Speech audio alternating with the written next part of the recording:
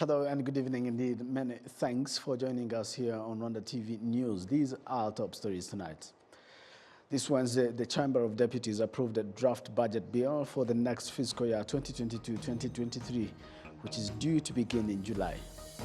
Members of the East African Legislative Assembly ERA are traversing the region, putting ideas together that will be based on in drafting a law on reproductive health. Rwanda has already welcomed the bill. Researchers from universities across Africa and beyond believe that agriculture enabled many countries to cope with COVID-19 pandemic.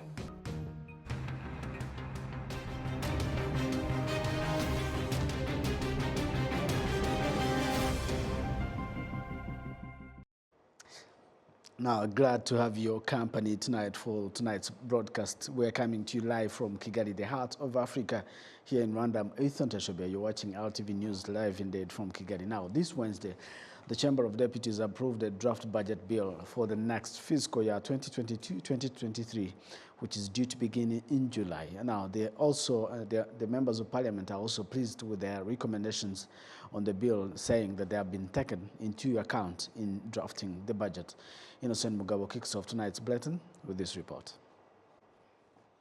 The 2022-2023 budget is estimated to be 4,658 billion Rwanda francs, of which 2,372.4 billion, equivalent to 50.9% of the total budget, will be raised from the country's revenue.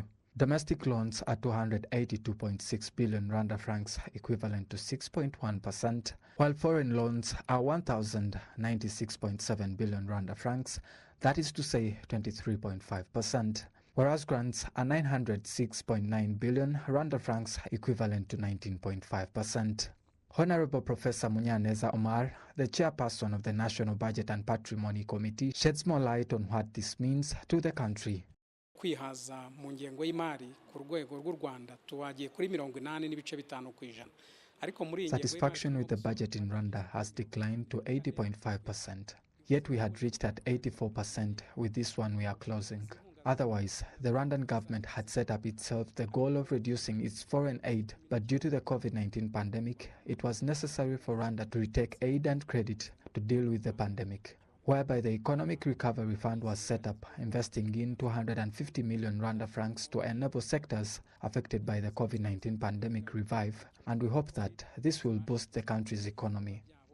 Abafite amahoteli, abafite inganda, kandi ibyo twadufite icyizere ko bizahita bizamura ubukungu bw'igihugu mu kwihuta.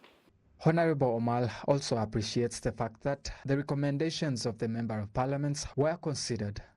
Iyo tubirebye tubona ibitekerezo byatanzwe n'inteko ishinga amategeko byaritaweho kuko mu bitekerezo. Because of the demands that had been taken into account, we had identified 50 gaps that had to be taken into account, 31 of which were immediately taken into account in this budget. But there were also other 157 recommendations which had been indicated by the members of parliament, of which 63 were immediately taken into account at the beginning of this fiscal year. So the recommendations we made were taken into account at a rate of 131.5% compared to what we had to take care of at the beginning. Byitabwaho mu ntangiriro kuko hahise hitabwaho ibigera kuri 94. Examples of the relevant Member of Parliament's recommendations implemented include the Ministry of Agriculture and Animal Husbandry Minagri, which was allocated over 12.2 billion Rwanda francs, which means it now has an increase of 701 million Rwanda francs, equivalent to 6.12%, compared to the 11.5 billion Rwanda francs that was earmarked in the bill. The total budget allocated to the Ministry of Agriculture and Animal Husbandry Minagri includes 5 billion Rwanda francs to help farmers get fertilizers, whereas the Rwanda Agriculture Board RAB was allocated 93.5 billion Rwanda francs, which is also an increase of 4.7 billion Rwanda francs, which is equivalent to 5.34% compared to the 88.7 billion Rwanda francs that had been earmarked for it in the bill. Innocent Mugabo, RTV News. Thank you, Innocent, for that report. Now, the General Assembly of the City Hall convened to discuss the implementation plan in regards to service delivery in every aspect, as well as the provision of land deeds. Precious Chelezi has more. Kigali City's achievements in the fiscal year of 2021-2022, as well as what is targeted for the year 2022 to 2023, were revealed in the General Assembly. In an effort to sustain economic development, Kigali City's officials note that actions such as constructing roads of up to 28.2 kilometers and rehabilitating urban centers, as well as providing 37,000 job opportunities out of a targeted 44,000, have been taken to keep the economy intact, especially in the season of Chogam preparation. Despite the city's achievements this past year, the General Assembly pointed out that there is room for improvement in some areas like provision of clean water to every sector in Kigali, improving land acquisition services, and resolving the issue of street children. Bavuze cyane ukuntu muri serivisi y'ubutaka cyane cyane muri za mitasiyo. The issue of land acquisition has been emphasized on, and advocacy for landowners' rights is essential, especially when land boundaries are uneven and each neighbor wants to do something different with their part. A member of the Chamber of Deputies is of the view that plenty about the service sector needs improvement. Finding office staff seated is problematic, and the fact that outdated office furniture can't facilitate them needs to be worked on to better improve the quality of services they're providing. Kigali City's Vice Mayor in charge of urbanization and infrastructure says these issues will be addressed in the next year's budget and resolved gradually as the year progresses. The Minister of Local Government says citizens' needs should be at the forefront of adequate service provision. Usanga abaturage basiragira bashaka ibyangombwa byo kubaka kandi buri icyangombwa cyo kubaka kuki mu muntu ushaka kubaka. Blocking land acquisitions poses as a disadvantage not only to the landowner but also to the working class that was counting on the employment opportunities arising from them. The General Assembly applauded 10 villages for the exceptional way they've handled themselves and convened local officials, members of the private sector, and deputies, as well as NGO representatives. Precious Chidezi, RTV News. In other stories, members of the East Africa Legislative Assembly, EALA, are traversing the region, putting ideas together that will be based on in drafting a law on reproductive health. Rwandans believe that the conclusions from these ideas gathered during the ongoing consultations will be a law that will protect the interests of everyone. Jen Mutuni reports. Some of the most common reproductive health issues include sexual abuse and unwanted pregnancies among adolescents. Civil society leaders say the law on reproductive health will address many of these issues as it will complement the already existing Rwanda laws. It is a law that covers a wide range of categories, including adolescent, sexual and reproductive health, the elderly, women, reproductive health related to development, and how to help people access treatment such as cancer treatment and infertility. It is a well-thought-out law that, if elected, will address the issue of reproductive health in our country. Honorable Francois Umukiza, a member of the East African Legislative Assembly and one of the proponents of the draft law on reproductive health, said that the law should protect everyone.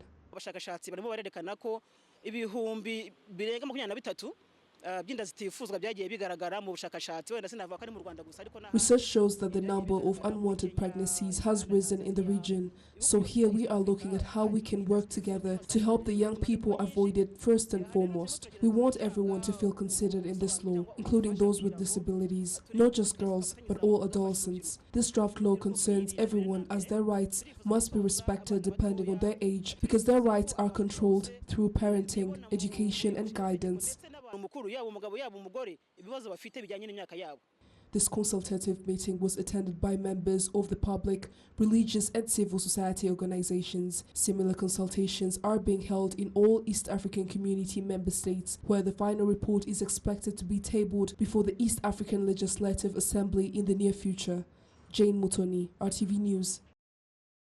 Thank you, Jen, for that report. Now, researchers from universities across Africa and beyond believe that agriculture enabled many countries to cope with COVID-19 pandemic. However, the researchers are also being urged to conduct researches that result into solutions to long-term effects caused by COVID-19 pandemic. Ghislaine Mugwaneza has more. With your group. The 10th Annual Africa Evidence Summit that is being held in Kigali is under the theme Dissemination of the latest research findings on COVID-19 and development, gender, agriculture and environment, digital credit, and more. Over 200 researchers from several African universities and beyond are in this two-day summit that is emphasizing on the impact of the COVID-19 on the livelihoods of Central and West Africans. According to the researchers, the effects of COVID-19 led to long-term problems, and many countries were more concerned with solving short-term problems, but did not care for long-term ones. We feel that policy has addressed the immediate problems, but policy has not yet addressed the long-term legacies of COVID. Legacies for lost schooling for children, legacies for mental health problems, legacies in terms of lost health campaigns like vaccinations. And we feel like now that we're entering a new phase in the pandemic, policy has to focus on reducing the negative long-run effects of those problems. Statistics show that during the harvest, sub-Saharan African countries lose $4 billion every year due to the fact that farmers do not have access to modern agriculture tools. We do have traditional problems with regard to safeguarding our food security initiatives, and simply because Africa for a long time has not been able to fix its import-export policy. So you therefore find that there is so much of things that come agricultural, especially the farm inputs, agricultural inputs, machinery and all that have to come from other countries. So the issue of self-sufficiency then becomes a question. So I think food security. It was also mentioned that some research are conducted but do not effectively respond to African problems. Researchers are urged to conduct research that solves problems found in citizens.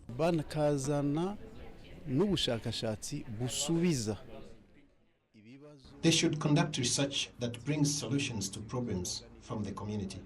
You've heard that the issues we have discussed here are either caused by COVID-19 or the effects of the war in Ukraine. All those problems affect us in one way or another, and the resident needs a solution for that. So the research we are conducting, we want to see if it is really research that solves the citizens' problems.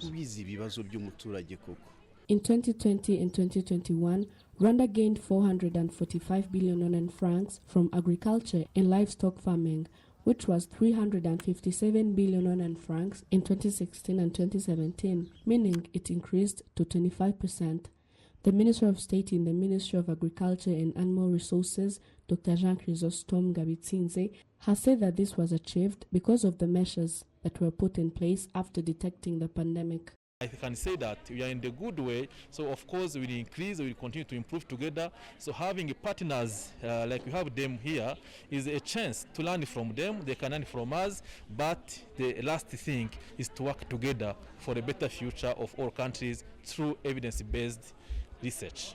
The food security now, from the last study we did, it was released the last year, we are above 85. It's around 85% of Rwanda and they are food secured. Of course, we need to cover the remaining percentage, but in our programs, we hope together with others we'll be able to have 100% for the next 5 years or around there.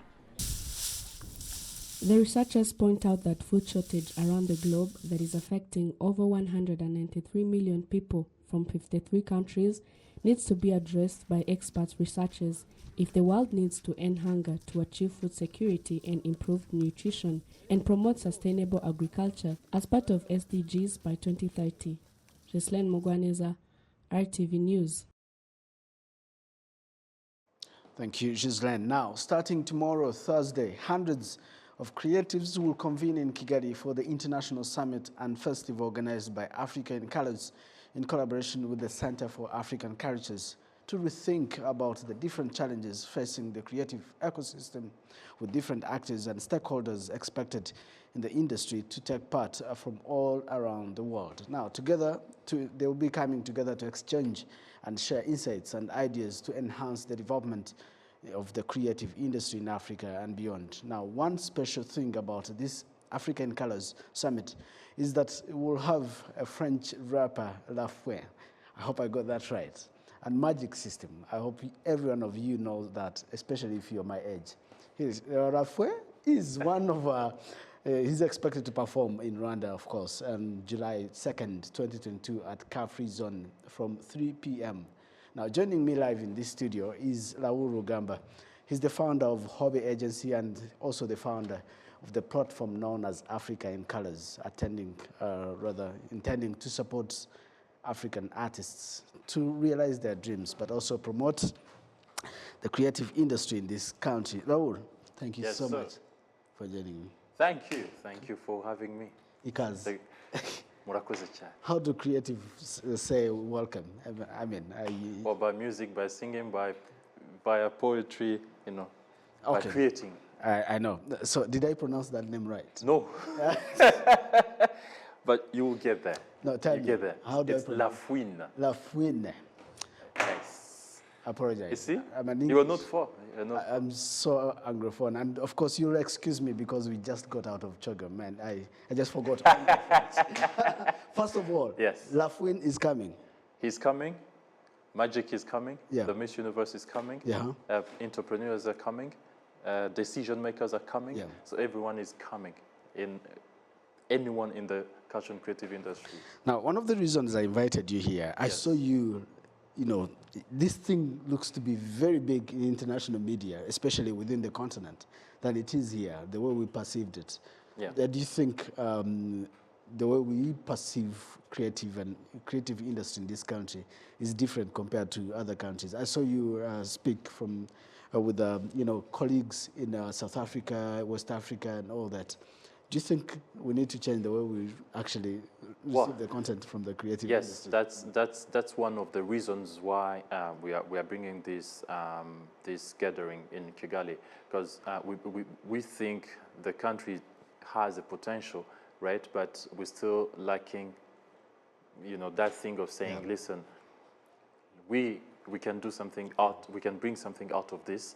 The country can benefit out of this. A creative, a young guy out there can benefit out of it. So Rwanda has and still has a lot to do for that to happen, and this festival is one of the things. Okay, so tell us about African Colors. Is it the first time it is happening? What is it about this African Colors?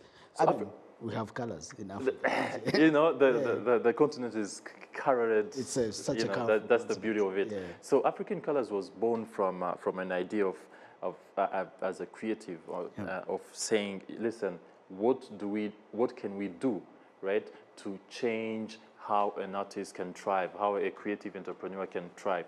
So we saw that the only way to make it happen was to create an ecosystem that allows that to happen. So we bring education, we bring collaboration and access to funding.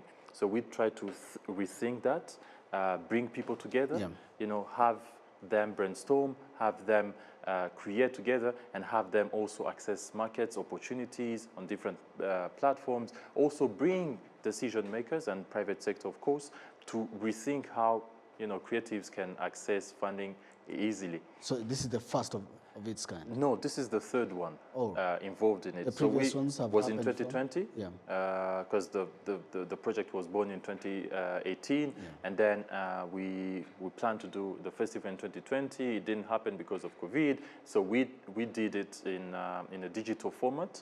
And then in 2021, we associated ourselves with our partner in Paris called Mocha. So we did the production in Mocha.